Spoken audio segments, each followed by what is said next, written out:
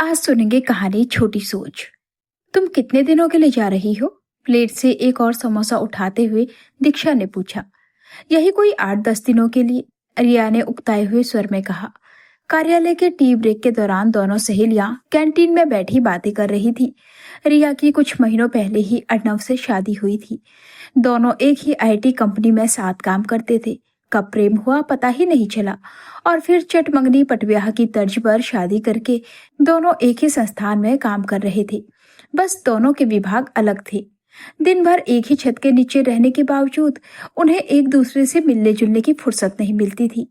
IT क्षेत्र की नौकरी कुछ ऐसी ही होती है। अच्छा, एक बात बताओ, तुम रह कैसे लेती हो उस जगह पर? तुमने बताया था कि किसी गांव में है तुम्हारी ससुराल। दीक्षा आज पूरे मजे लेने के मूड में थी। वो जानती थी कि ससुराल के नाम से रिया कैसे चिढ़ जाती है। जाना तो पड़ेगा ही, इकलौती ननद सोनम की शादी है, कुछ दिन झेल लूंगी, रिया ने कंधे उचकाते हुए कहा। और तुम्हारी जेठानी, क्या बुलाती हो तुम उन्हें? हाँ, भारतीय नारी अबला बेचारी, कहकर दोनों हंस पड़ी। यार मत पूछो, क्या बताऊं, रिया ने कहा। उन्हें देखकर मुझे किसी पुरानी हिंदी फिल्म की नायिका याद आ जाती है, एकदम देहाती। हाथ भर भर चूड़ियां, मांग में सिंदूर और सिर पर हर वक्त पल्लू। आज के युग में इस तरह कौन रहता है? सच कहूं तो ऐसी पिछड़ी महिलाओं की वजह से ही पुरुष हम जैसी कामकाजी महिलाओं को भी कमतर समझते हैं। पता नहीं कुछ पढ़ी लिखी है भी या नहीं। खैर, मुझे क्या, किसी तरह कुछ दिन बिताए आऊंगी। चलो, समय हो गया है, अधिकारी घूर रहे हैं। इसके बाद दोनों अपनी अपनी सीट पर लौट गई।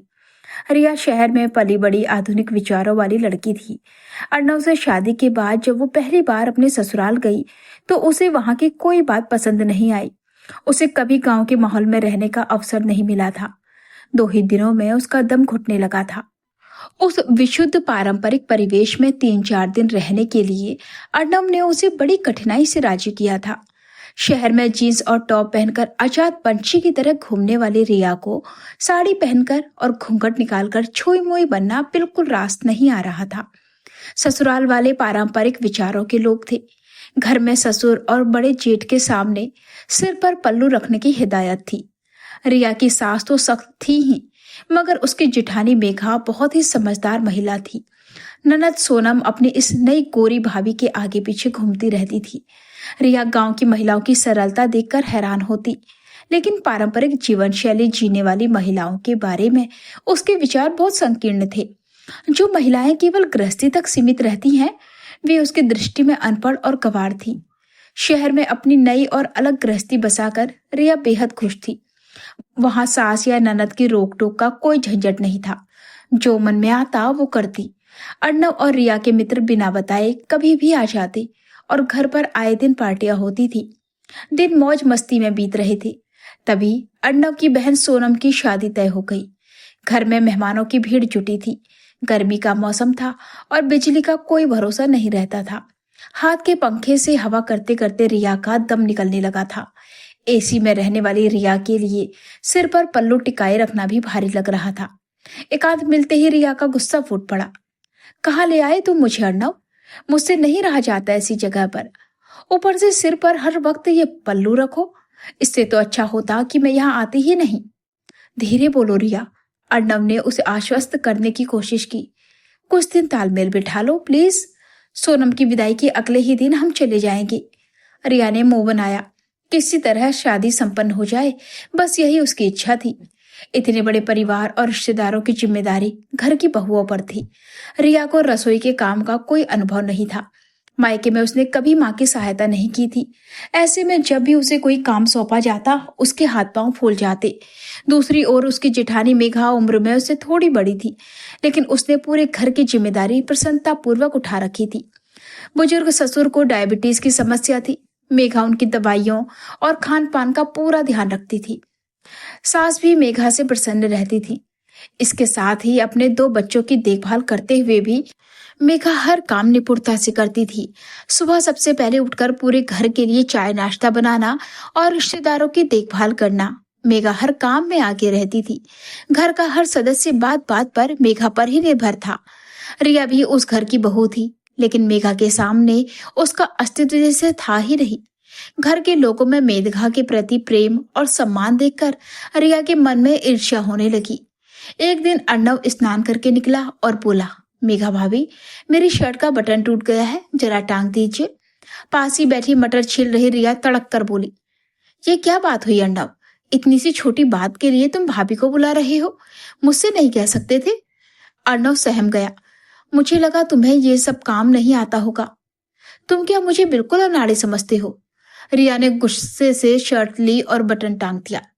रिया को लगने लगा कि मेघा बस दिखावा करके सबके प्रिय बनी हुई है। अपनी उपस्थिति दर्ज कराने के लिए रिया भी अब हर काम में हाथ बटाने लगी, लेकिन अभ्यास न होने के कारण वो काम बिगाड़ देती थी, जिससे उसका मूड और खराब हो जाता। वो मन ही मन खुद को सांत्वना देती, ठीक है, ये चौका बर्तन अनपढ़ औरतों को ही शोभा देता है, कभी कॉलेज का मुंह नहीं देखा होगा। 2 पैसे कमाकर दिखाएं तब पता चले। तभी एक दुर्घटना हुई। रिया के हाथ से अचार का कांच का मर्तबान गिरकर टूट गया। रसोई की तरफ आ रही मेघा का पैर उस पर फिसल गया और उसके पैर में मोच आ गई। घर में हड़कंप मच गया। मेघा को आराम करने की सलाह दी गई। उसके बैठते ही घर के सारे काम अव्यवस्थित होने लगे। बड़ी बुआ मंजरी ने रिया को रसोई के काम में लगा दिया। रिया के लिए ये काम कठिन साबित हुआ। वो जो भी भोजन बनाती उसमें कोई ना कोई कमी रह जाती। बुआ जी ने मीठे में फिरनी खाने की फरमाइश की। रिया ने तेज आंच पर फिरनी चढ़ा दी और ध्यान न देने के कारण वो जल गई। मंजरी बुआ ने सबके सामने रिया को आड़े हाथों लिया। अरे कुछ आता भी है तुम्हें या नहीं? कभी घर का कोई काम किया है? सारे रिश्तेदारों के सामने रिया का मुंह शर्म से लाल हो गया। तभी दर्द सहते हुए मेघा वहां पहुंची और बोली, बुआ जी, रिया नौकरी करती है, इसे इन सब कामों का अभ्यास नहीं है। आप चिंता ना करें, मैं आपके लिए फिरनी बना देती हूँ। मेघा का ये व्यवहार देखकर रिया का मन पसीज गया। सोनम की शादी धूमधाम से संपन्न हो गई। रिश्तेदार भी विदा हो गए। 2 दिन बाद अर्णव और रिया की भी वापसी की ट्रेन थी। एक दोपहर रिया कमरे में बैठकर पुराना फोटो एल्बम देख रही थी। तभी उसकी नजर एक तस्वीर पर पड़ी। उसमें एक युवती गाउन और दीक्षांत समारोह की टोपी पहने मुस्कुरा रही थी। रिया ने अर्णव से पूछा, अर्णव, ये मेघा भाभी है ना? हाँ, अर्णव ने मुस्कुराते हुए कहा। ये उनके कॉलेज के दीक्षांत समारोह की तस्वीर है। कितनी पढ़ी लिखी है भाभी? रिया ने उत्सुकता से पूछा। भाभी ने अर्थशास्त्र में AA और PhD की हुई है। शादी से पहले वे कॉलेज में प्रोफेसर थी। अर्णव की बात सुनकर रिया हैरान रह गई। अर्णव ने आगे बताया, शादी के कुछ समय बाद ही माँ बहुत गंभीर रूप से बीमार पड़ गई थी। भाभी ने दिन रात एक करके माँ की सेवा की और अपनी नौकरी तक छोड़ दी। अगर आज माँ ठीक है तो सिर्फ भाभी की वजह से। उन्होंने कभी अपनी शिक्षा का घमंड नहीं किया और हमेशा परिवार को प्राथमिकता दी। रिया स्तब्ध रह गई।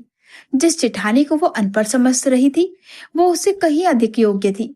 रिया को अपनी संकीर्ण सोच पर ग्लानि महसूस होने लगी। उसने समझ लिया था कि केवल आधुनिक पहनावा और भाषा ही शिक्षा का पैमाना नहीं होते। तभी मेघा कमरे में आई। तुम दोनों अभी तक तैयार नहीं हुए? आरव के स्कूल के कार्यक्रम में चलना है ना? हाँ भाभी, बस 2 मिनट में आते हैं, रिया ने मुस्कुराते हुए कहा। स्कूल के कार्यक्रम में मेघा के बेटे आरव को सर्वश्रेष्ठ छात्र का पुरस्कार मिला।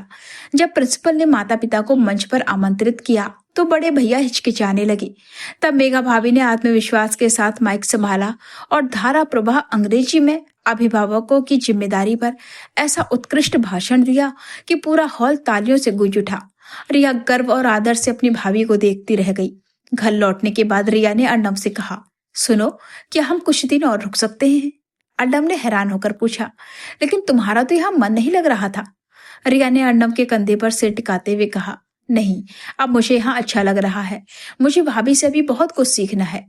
अर्णव ने हंसते हुए कहा, फिर तो ठीक है, तुम सीख जाओगी तो कम से कम मुझे शहर जाकर जला हुआ खाना तो नहीं खाना पड़ेगा। और दोनों हंस पड़े। दोस्तों, पहनावे या बाहरी आधुनिकता से किसी के शिक्षित होने का आकलन नहीं किया जा सकता।